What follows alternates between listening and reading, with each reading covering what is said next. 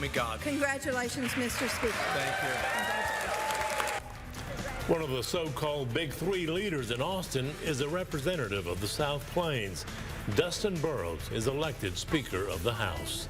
Good evening, and thank you for joining us. Dustin Burrows of Lubbock will join the Lieutenant Governor in presiding over the 89th state legislature, which convened for the first of its 140 days this afternoon. It took just a few hours after the House gavelled in at noon for it to choose a speaker. Anna Maynard is in Austin today and has our coverage. It took 2 rounds of voting for it to happen, but Representative Dustin Burrows of Lubbock was elected as the House Speaker for the 89th Texas legislature. Burrows wasn't the choice of the Republican caucus to lead the chamber and had faced well-funded attacks since declaring his candidacy last year.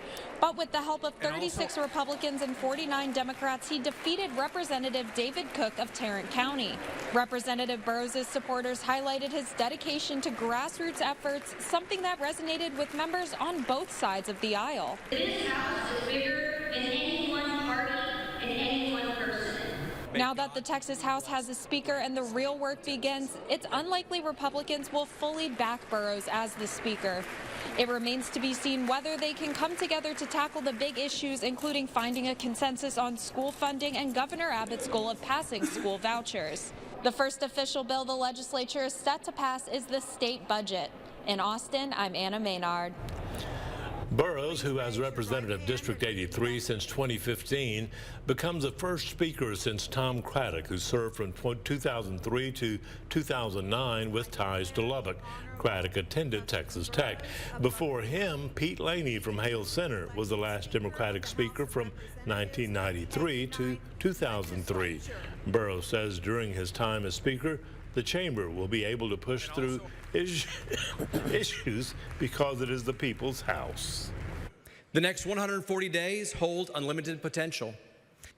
Let us make the 89th session of the Texas legislature one to remember, for its decorum, for its effectiveness, and for the future we shape together.